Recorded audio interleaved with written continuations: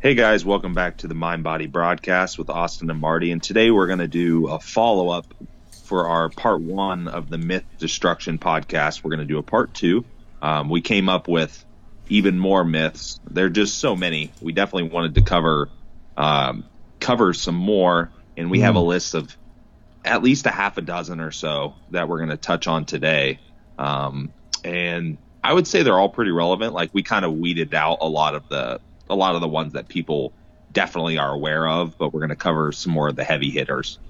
Yeah, exactly. There's never going to be a shortage of this stuff, and as I was talking to Austin before we started recording, I think it's almost mandatory that we do something like this every month or a couple months here, because they just keep popping up, and they just gotta go, especially if you're looking into not only saving some money, but just not flat out wasting your time, because some of these, like we'll say, protocols or some of these ideas that people say that you need to do to optimize your body or whatever will not only take some time, but then they won't be optimal. Let's say it's before a contest prep or something. You've just flat out shortchanged your progress or your ability to look your best on stage.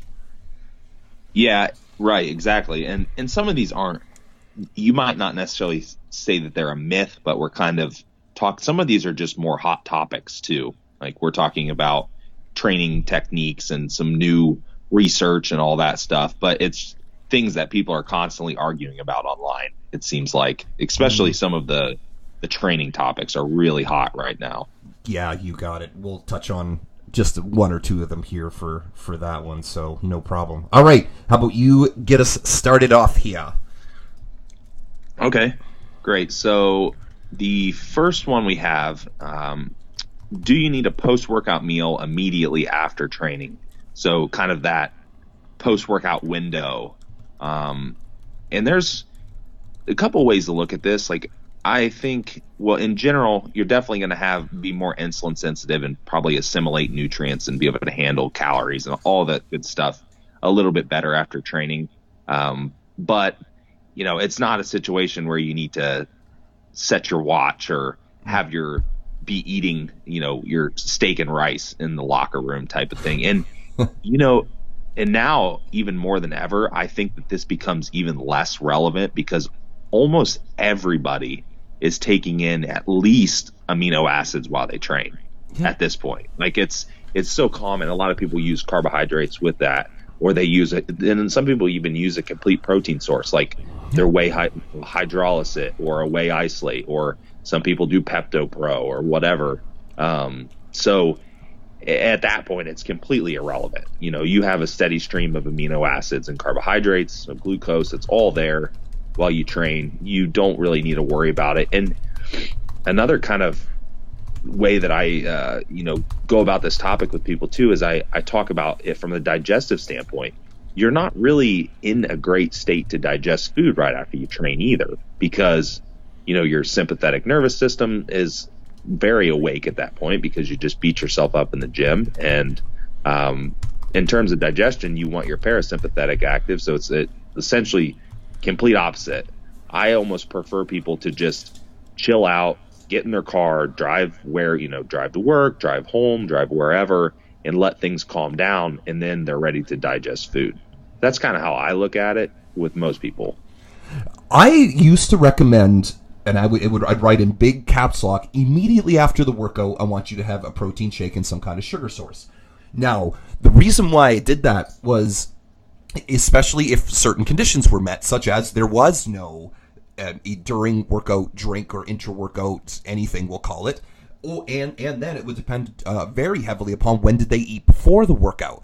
And that was one of the things that you can kind of check out for yourself is, are you getting hungry during the workout? And if you are, that's going to be something to solve before the workout. Like, if you're eating a meal, and when I say workout, I don't mean cardio, I mean resistance training. I mean, yeah, anything to do with progressive overload, something like that. If you're eating like an hour to an hour and a half or even 2 hours before the workout, that's probably not going to be the most ideal unless that meal is really large and you're just someone that takes a long time to digest. So on top of that, if your workouts are in like we'll say when I say workout, sorry, this time I'll say when your time away from that meal. So let's say you ate the meal, now you've got a 20-minute drive to the gym. You're not like Austin where it's not your backyard and it's a 3.66 second walk to your gym.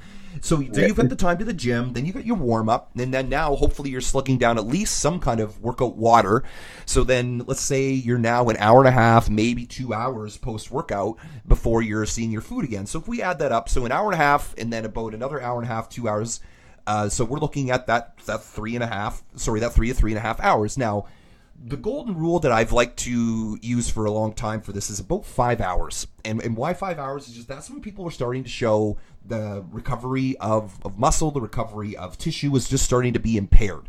So if that meant that you were, for whatever reason, especially let's say you were going to go work out, you had your meal before the workout, now you had a commitment afterwards, maybe you don't need to eat the meal right at the gym in the locker room like Austin's talking about. However, you should know that, okay, probably within an hour of me weight training, I should have some kind of food, some kind of item that's on my meal plan.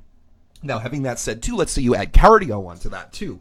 I almost said that like I was from Boston or Chicago, some cardio. So you do your hour and a half, whatever, 2 hour workout, and then you're doing 30 to 45 minutes of cardio. Now you're really getting to that 5 hour mark and you're pushing it. So that's when I would look into having something. And when I say immediate now, I make it very clear saying within that 30 to 60 minute marks, because, I'll go back to again, if you are feeling hungry or getting a little bit hungry during your weight training sessions, that even if you feel powerful, you feel strong or whatever, that is going to take away from your maximal load that you can bring, that you can push. It's just the way that it works. You don't have resources available on the body, such as either stored fat, stored tissue, but now you've got nothing that you can possibly pull from the stomach. So you are going to need something there. But yes, and then to flip the coin around, if you have either those essential amino acids, not your BCAAs now, where you guys have listened to this enough now and seen me and Austin get a little bit angry on this stuff. But if you're having that with any kind of carb powder or whatever, or you're having Pepto Pro or a hydrolyzed caseinate like Austin's talking about, that is, for your body's intensive purposes, eating. So, and to go along with that, if you're having a liter and a half or so of, we'll call it workout consuming water, you're consuming that much water during your workout with the EAAs and the carb powder, that is a meal, and you're going to have to wait for your stomach to dissipate that water and to get rid of that food there. Because if you try to throw in, let's say, a solid food, I'm all over the map today, Austin. What happened? Woke up, my lips are numb. What's going on here? So woke up and you have that meal, then I would definitely say wait at least an hour for that liquid to dissipate from your stomach, because if not, you're going to cause yourself quite a bit of digestive nightmare. And then now you might, especially if you're in some kind of fat loss phase or contest prep phase, you're now blowing through 3 meals within probably a matter of 4 hours. That's going to shortchange your rest of your day a lot. Now, I know there are people that believe full-heartedly and wholeheartedly that this is the most important time, is the meals around the training, and I've seen it work and I've seen it not. But I've seen it not, especially if you, like I just said, you're having all of these meals concentrated within the 3 to 5 hour, we'll say, around training volume window, and now you're having nothing any of the other time. That's going to cause just as much problems there too, in terms of being able to adhere to your plan or have energy for the rest of your day. Yeah. Yep. Yeah. So in other words, there's definitely some context to this. Yeah. There's digestion, and I even put, when on my pre-workout meals for people, I literally put on the program anywhere from 45 to 120 minutes pre-workout, depending on your digestive preference. Yes. You know what I mean? That's a huge range, and it's going to depend on how big's the meal, how fast is their metabolism, all that stuff. And heck, I do have guys that, especially some of my male clients that are eating a ton, and I have them do post-workout protein and carbohydrates, because it's an easy way to fit in fast digesting calories, and then they go home and eat.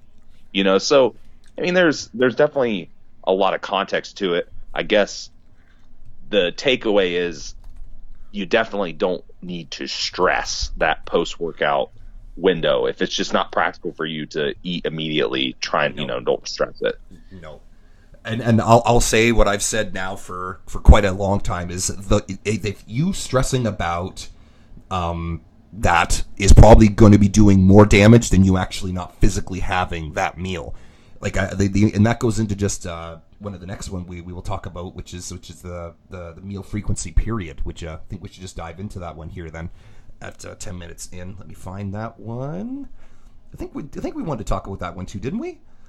Yeah, no. Did we talk about that one last time already? I don't have it on my list. Oh, you know what? I think we did. I think we did. And if not, we did a whole other podcast on that one too. You can go back and find that one. But basically, it is like all I'm going to say on that too is that if you are supposed to, and I'm using air quotes here, supposed to eat your meals every 2.5 to 3 hours during the day, and it gets to 3.5 hours, and you're losing your mind over this, thinking, "Oh my God, my gains are going to go away. I'm going to lose my my fat loss is going to slow down." That's also a big bunch of crap there. It's just don't let it go for so long, especially during the training time, that it's been hours on end since the last time you've ate. But just you freaking out about it, or like, and I use the term freaking out as a little bit of an aggressive statement, but you just worrying about it is going to be much more non-conducive to your results than you actually having that meal at that time.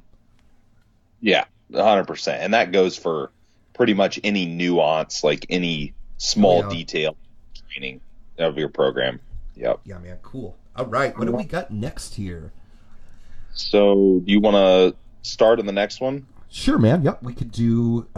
This is one of my favorite ones. I was talking to the lovely and gorgeous Brian Cron last night about this one because he was talking about how he was getting a little bit sleepy in his afternoons or at various points of his day, and I said, "How is your?" Because now here in Canada currently, it is anywhere from minus 25 to minus 28 degrees Celsius, which I think is minus 32 to 35 for you guys in girls in the U.S. So, what does this cause to do? You drink a little bit less water. If you're not in Mexico and you don't feel the humidity, you are not going to be as thirsty. So, especially for things, and so the topic that we have here is salt is bad for you, and I'm going to include a link here to one of my favorite articles that I didn't write and wish I did. Include Scott's article. Because you'll even see it on the blood pressure machines that you can go take your blood pressure at the grocery stores or whatever, and it will have this big thing on it saying salt is terrible for you, with zero context behind this. Okay, and so if I had to pick out one of the greater reasons why people are feeling tired, why they're not feeling hydrated, why they're not getting a lot of great pumps in the gym, why they're not having their adrenal glands flushed out correctly, would be thanks to the lack of water with the salt. Because here's the crazy thing is that if you have too much water and not enough salt, you won't be hydrated.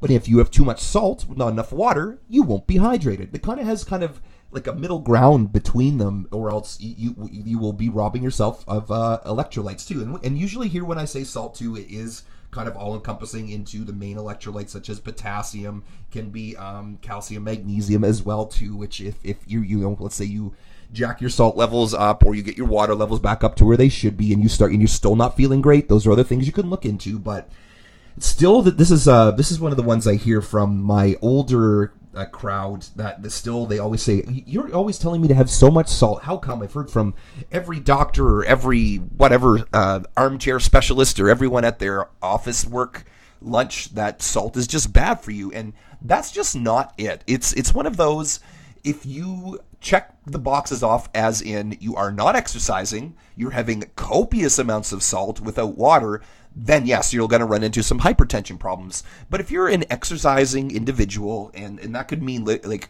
almost anything really, that could mean from calisthenics to P90X workouts to bodybuilding to training for Spartan races, that if you rob yourself of salt, especially if you really try to rob yourself of salt, aka you're either rinsing off your food or you're rinsing off your vegetables or something like that, or you're not adding a lot of condiments to it, you'll run into these problems. You'll run into, especially to cramping.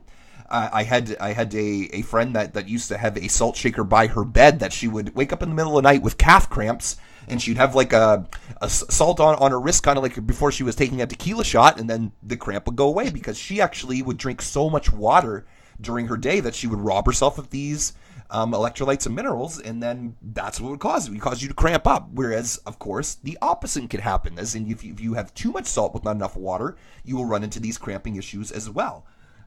What do you got on that subject for us? Okay. Yeah, it's a couple things. Obviously, we're drinking more fluid than your average bear. Like it's, Yes. most people. So just electrolytes in general, and the whole blood pressure thing is it's kind of hilarious. Like I've Mm. had, you know, client app inquiries out the wazoo of people on blood pressure medications. And of course, they may need them, genuinely may need them, and that's fine. But I normally investigate a couple things, and electrolyte balance is always one of those, hydration and electrolyte balance, because oftentimes a lot of those medications are diuretics of some type, Mm-hmm. so they'll use like a diazide or HCTZ or something like that. So, um, I can't even tell you how many times literally all I did was, instead of removing salt from the diet, I had them drink more water and eat a higher potassium foods, like, Yep. which is a lot of what we eat. Vegetables, even meats and stuff have a decent potassium content. Essentially, a cleaner diet is going to be a higher potassium diet. And sure enough, electrolytes balanced out, Mm-hmm. and they're now hydrated, and their blood pressure immediately drops. And by immediately, I mean within like 2 days. Yeah. you know, Isn't that so wacky? Yeah, it's that quick. Yep. yeah, and all it is just controlling aldosterone and making your kidneys, properly function and hydrating. I mean, it's really it. So, yeah, the salt thing's kind of hilarious when it comes to the blood pressure point. Another thing to mention too, and I've done this more over the years, is I'll have a lot of people use iodized salt as well, just to get their Yep. iodine Yep. content in, and that's one that I think a lot of people miss out on, as well, from a thyroid function standpoint, is getting Yes. sufficient iodine. And I don't know what you guys, we have obviously like the FDA, so we have our RDAs, our recommended daily allowance, and it'll say on the back of the package, like, this is the percentage of your daily allowance, and it says so much, X amount for salt and everything else. But anyhow, our RDA for iodine is very, very low compared to a lot of countries. Like, I did some research on this at one point, and we are we actually had in the US, we actually had a really high occurrence of thyroid disorders. Yep. And I started looking at it, and our iodine consumption was so low compared to somewhere like Asian countries, for example, that, Mm-hmm. had a lot of everything. And they, use soy sauce and all that stuff. So, I'm looking at it, I'm like, man, these countries are taking in, 1 milligram, 2 milligrams, something like that. And we're taking in like 200 micrograms if we're lucky. Yes. And I started increasing iodine consumption, and not anything crazy. I would slowly just titrate it up a little bit until we got some effect from it. And usually just by adding, we could do something like add, kelp supplement or something. But a lot of the time it was simply just adding iodized salt into the diet, and, Yep. making, and that really did the trick. So that's another thing to be said about salt, because a lot of people use sea salt, which is great, or, pink salt. It has more minerals and has more electrolytes, which there's nothing wrong with that at all. But I don't like people to miss the iodine component either. Yep. So I think that's something that you'd be surprised. Like, I'm sure, well, you wouldn't be surprised, but there's a lot of bodybuilders that their diets are super low in iodine because they don't eat foods that are processed. They don't eat many processed foods that have salt added, so they don't get much iodine. And then they use sea salt, which they use non-iodized sea salt again, and they drink all this water, and now they literally have, hardly any iodine content other than maybe like a tiny amount in a multivitamin or Mm. something. And I started noticing this more and more. I'm like, holy shit, there's a million bodybuilders that are iodine deficient, Yep. and Oh yeah. and then their thyroid function starts going down. So another interesting point there. Well, one of the easier ways to catch to see if you're having the correct either amount of like salt or electrolytes is, are you drinking a lot of water, and are you seeing the classic meme you'll see floating around on social media, which is drink all the water, pee all the time, which is just classically hilarious, because if you are drinking, let's say, anywhere from 2 to 4 whatever liters, which is like a gallon a day, and you are needing to use the washroom for number one like 3-4 times an hour, that's not normal. And where that became this normal thing because of bodybuilding is just wild, because to me that means you do not have enough salt electrolyte content. And as soon as people up it, they're like, holy crow, I don't have to go to the washroom. I'm like, I know, because now it's not just going in and going out. It's actually serving the function to hydrate your body. We have a water brand up here called Smart Water. Do you guys have that one down there? Oh yeah, every gas station you go into, you see. There you go. And if you flip it around, what is it? It is water with salt, calcium, and magnesium, and I think some potassium.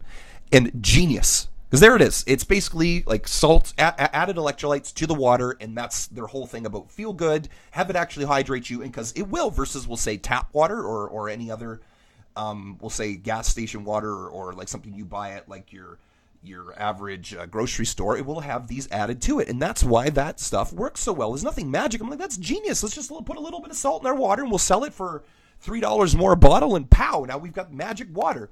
And to go a step further, what is Gatorade? Gatorade is carbohydrate with electrolytes added to the water. So there it is. So now you've got food, in a sense, with the electrolytes, with the water. That's why it stays around for so long, and that's why it's been working for so long, is for that exact reason. Yep. Sweet. So have your salt, have your water, have your potassium. Yep, exactly. Yeah, potassium, the forgotten electrolyte that does so much. Yeah. Yep.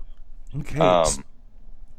Okay, so next one, I can start on this one, I suppose. It is, this was one that you picked out, is fresh food or fresh produce or, fresh vegetables or whatever is more healthy than frozen. Okay. Right.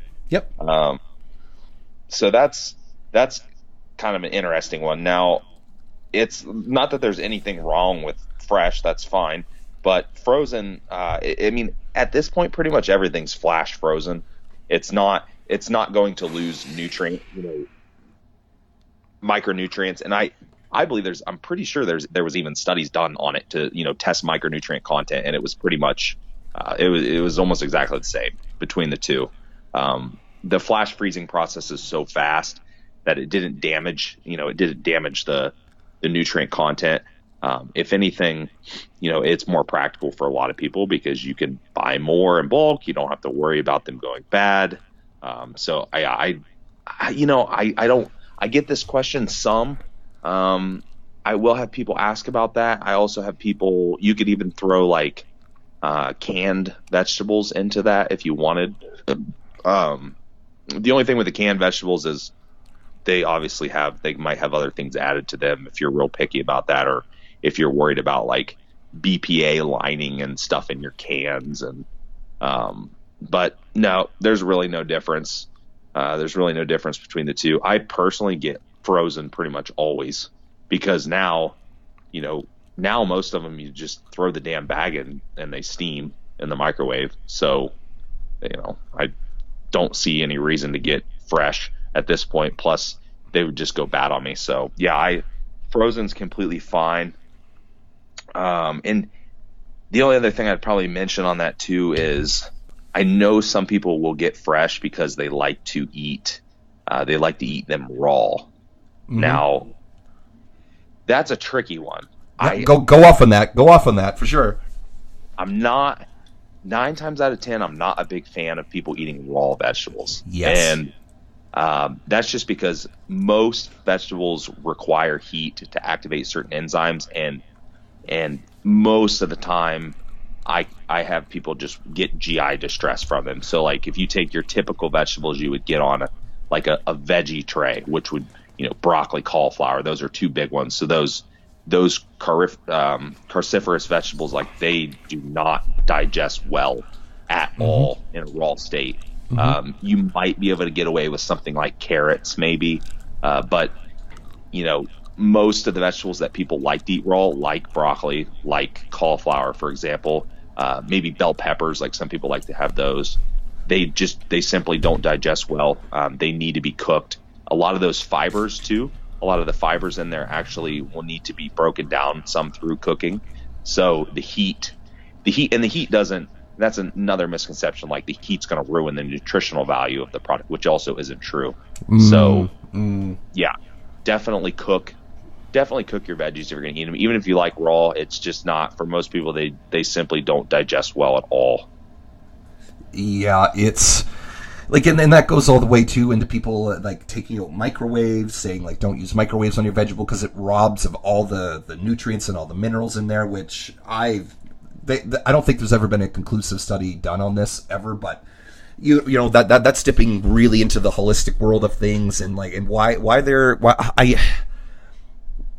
how do I even word this? Why they're going to such great lengths to do this? It just because maybe that the waves are doing something to, like, even you can see that with people talking about cell phone waves and things like that. And I'm not going to get into it because I'm not the most educated person on it, but let's put it this way. I haven't had a single person that has microwaved a lot of their vegetables, which a lot of us do, but not saying do that for every single vegetable or whatever, but I have not had a single person come back that does microwave all of their vegetables, come back with any kind of mineral deficiencies, especially if they're rotating their sources. Like, they're not having just broccoli as their vegetable, or just cauliflower, but no, they are rotating. You're having your green beans, you're having your asparagus, you're just keeping it different, right? But to believe that you have to buy all these vegetables frozen or fresh, and you know, it's like Austin said, they go bad really freaking quickly, and then that's not only upping your time you have to go to the grocery store in terms of frequency, but it's also taking time off of your day, which is, also going to be dipping into your why am I doing this in terms of the time commitment. So I really hope we can kind of put that one to rest for you boys and girls, and know that no, you're perfectly fine buying frozen vegetables. Yep, straight from Marty's mouth. Get your frozen vegetables. There you go. Get your damn frozen vegetables. Okay. So I'll kind of tie these into two, and this might be the biggest backlash we get on this, and I hope we do get something on this because it would be really fun if we did. But there, because I was actually not punked by this one, but definitely looked into it a little bit too hard versus I should, would be either being able to alkaline your stomach with certain types of water, or having an alkaline diet, or using something called the blood type diet. So there are multi-level marketing water systems out there that I'm not going to mention that people are selling right now, and they are trying to attempt to turn your pH in your stomach into something that is more alkaline. And because one of the bigger claims is that if you have this alkaline diet, like, you know, your vegetables are going to be more alkaline, whereas something like your red meats or whatever are going to be more acidic or something like that, is that it's going to be anti-carcinogenic if you keep things more alkaline and things like this. So now, however, what a lot of the marketing and a lot of the things are missing is that just simply by you altering the state of your stomach's current pH, if you even can do that, it's not going to alter the pH of your blood. And it's so frigging hard to do this. Like, this is one of the great things that Lane Norton really did and put out that I really did enjoy, was countless studies on this, thinking if you just drink your water that's like 8.0 or above in terms of on the pH scale, and you think that this is not going to be saving you in that regard in terms of, and really affecting your blood pH. It's just not how it goes. And then for the blood type diet, it was along the same lines, was that based upon you having blood type A, B, AB, and then O, is that you should eat these foods. So this ties so directly heavily into what do you call it, the food sensitivity thing, which so when you looked into that, it was called Eat Right for Your Type, by the way, so if anyone wants to take a look at what book I'm talking about that originally put this out there, was if you look at it from even a backed off view, it was just eat healthy. It was taking out things that were, we'll say, inflammatory. It was saying don't eat a lot of trans fats, don't eat a lot of bad food. And of course that worked, but now, was that necessarily for the blood type? No, it's like I said, just like from the DNA die here, is that it was very, very damn good educated guesses at what you should be putting into your body. But it's not only did it like not pan out, or did I get punked by it, but it was just something that was so limiting that if people just kind of were able to take a look at the real reasons why things were occurring inside of the body in terms of either being better digestively, you weren't feeling as sick or whatever. We may have even brushed over this in the digestion podcast enough, but this one still keeps coming up, is like because these water filtration systems are still being sold as this magical cure to, we'll say, almost everything, and like especially when you see something out there saying how much it gets getting rid of cancer, it's something you should be raising an eyebrow to, because apparently we've been curing cancer through without needing any kind of radiation treatment or things like that in the hospital for a while now. Just like how we're making things like with like weed oil, THC oil, cannabis oil, showing that there's been reductions in cancer. And this isn't the scope of this podcast to come in and kind of stomp that and say no, that's not going to be helping. But what I am going to say is that no, it's not curing the things like the cancer. So if you eat the alkaline diet and you are using like THC oils or weed oils or CBD oils, is that is a good healthy start. It's gonna be getting rid of the carcinogens, and it's gonna be anti-carcinogenic in your diet, but it is not gonna be your saving grace. Yeah, and not to go completely off topic, but probably the only thing I found some correlation in, and it's not always across the board, is I saw a lot of research on like different ethnicities and people from different regions having different food sensitivities. And so I thought that was kind of interesting, like they were, and it made sense. Like that was more of a DNA thing, it had been passed down through generations because they had eaten a certain way for so long. And I thought that was kind of cool. Like, African Americans had the highest occurrence of lactose intolerance, for example. And Italian people had, they typically had a food allergy towards this, or, and it's, that was kind of interesting. Now, is that really going to help you in the long run? I mean, it might. You could definitely look into something like that. I thought that just made a couple light bulbs go off for me, but now, now cultures are so integrated within one another, especially here in the States. I mean, we have everything, and people have lived here for so long that they have adapted to a new environment. So it doesn't really have a ton of validity, but yeah, I found that pretty interesting. But the alkalinizing thing is kind of hilarious too. And it's funny because I was talking to one of my mentor clients about, like GERD, for example, like, acid reflux. Yep. And it posted about this a million times too. And they're actually, a lot of the more progressive doctors are finding that a lot of those people actually have low stomach acid. Yeah. So why would something like betaine HCl, which is essentially hydrochloric acid, be correcting acid reflux? Yeah. So I found that interesting. Like, okay, let's lower our stomach acid level and make our digestion worse. The two times that you want your stomach acid to be low, your stomach acid to be low, is when you don't have any food in there that could potentially be digested by stomach acid. So let's say middle of the night, or like during some kind of fasting protocol. Other than that, I think the actual statistic, Austin, was 90% of the people that go into the doctor here in Canada have low stomach acid, and 10% actually do have a true high stomach acid, where they should be getting prescription, we'll say, Tums or antacids. Like that's how. So one out of 10 is given the right diagnosis and prescription, and 9 out of 10 are giving what is going to be making it worse. Yeah. Yep. And it's such a rabbit hole too. I mean, we won't go completely off on the topic, but normally what I see is they start with these over-the-counter antacids like Tums, for example, and then they go get prescribed something, and then they end up on really strong proton pump inhibitors. Yes. And it's just a really nasty cycle. I worked with a gentleman recently that had a motility disorder, the gastroparesis, if you've heard of it. It's like basically it's just slow gastric emptying, like food sat in his stomach too long. And he had there's a whole host of issues you could imagine that come with food sitting in your stomach too long. Yep. And GERD was one of them, like reflux issues. But they had him on so many different antacid medications, and I'm thinking about this, and I told him, but right off the bat, I said, all right, I know you aren't a medical doctor. I know this is why you're consulting with me, but think about this for a second. If food is not digesting and moving through your GI tract, would you want to lower one of the main raw materials that digest food? Mm-hmm.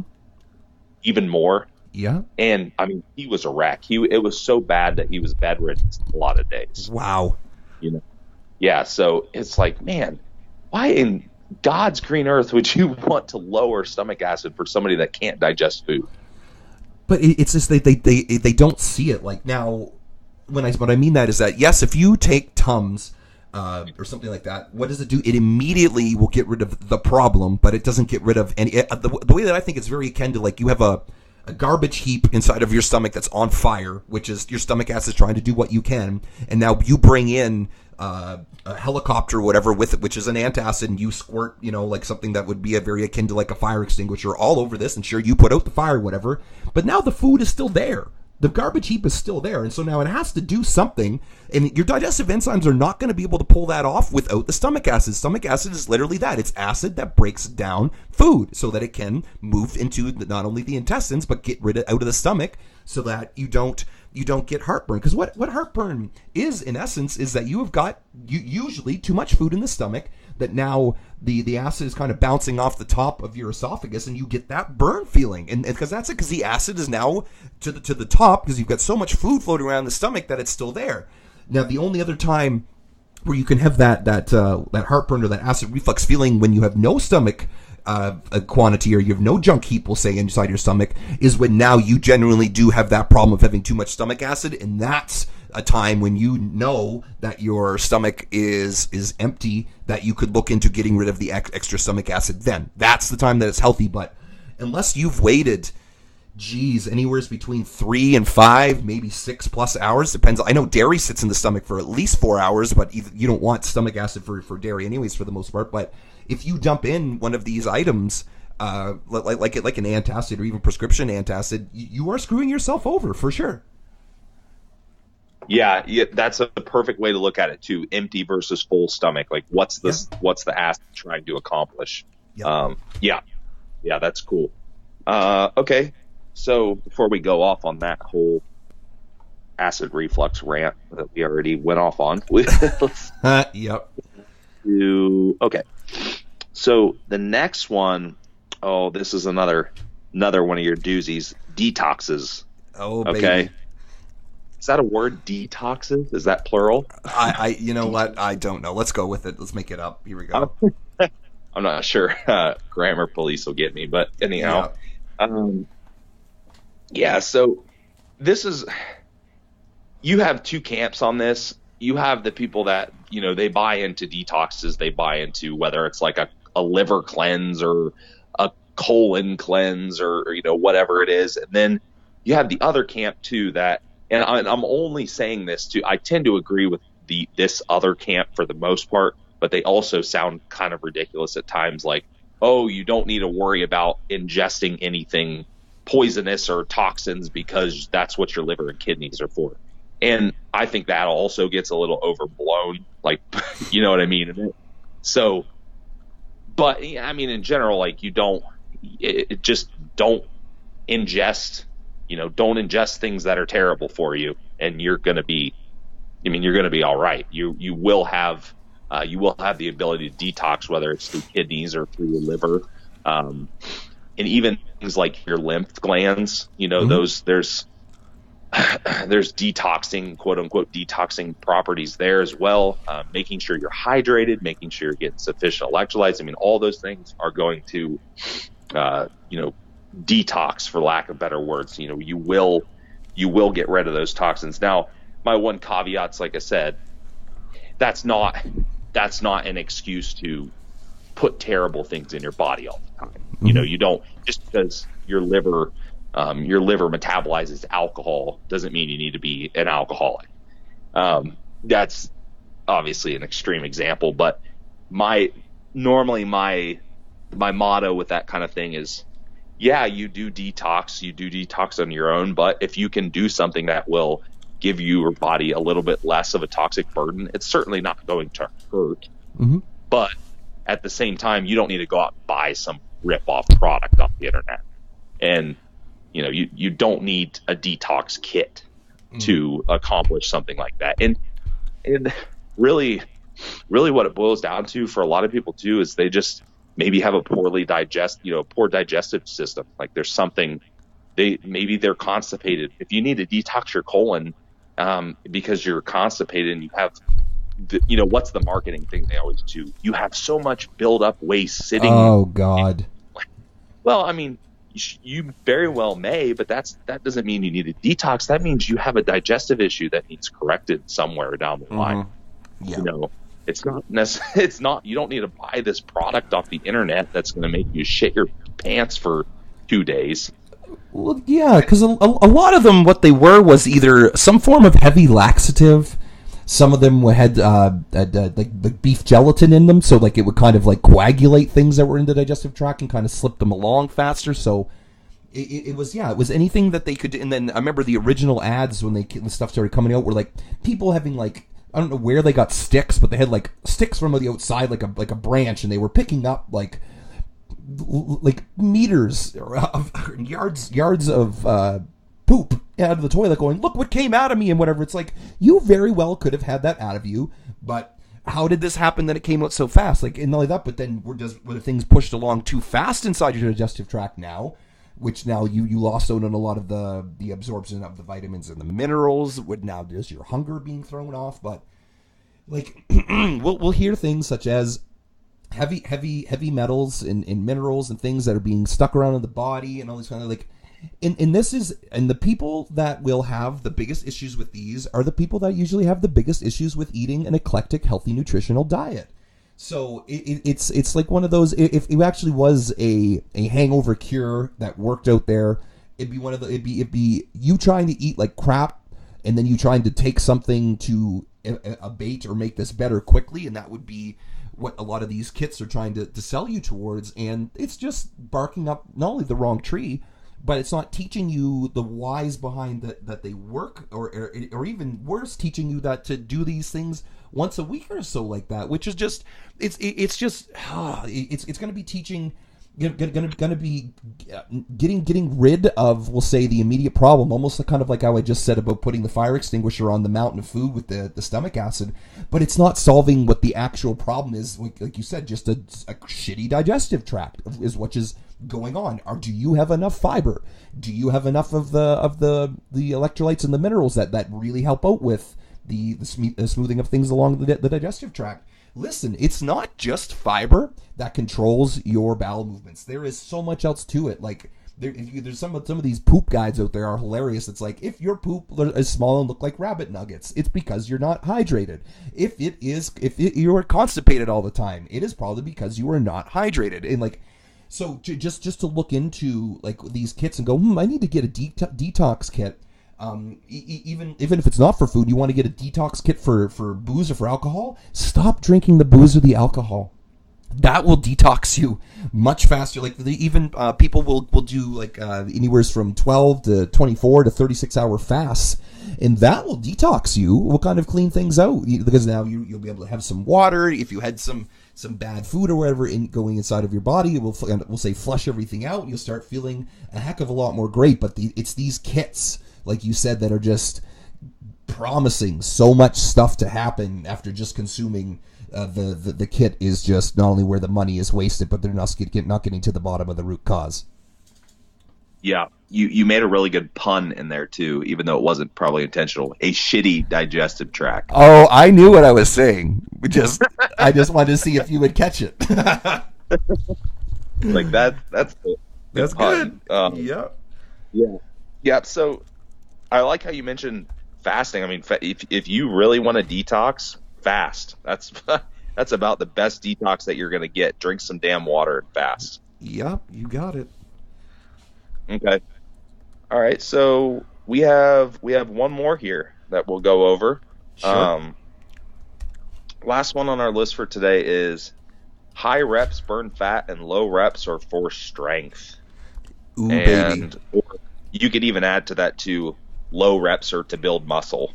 Sure. Yep. You could add that to it. So sure. Do you want to start that one? Yeah, sure thing. So where this kind of came from was, I would say, generally from especially for the high reps burn fat, especially amongst the female crowd, was that it made more sense to do more.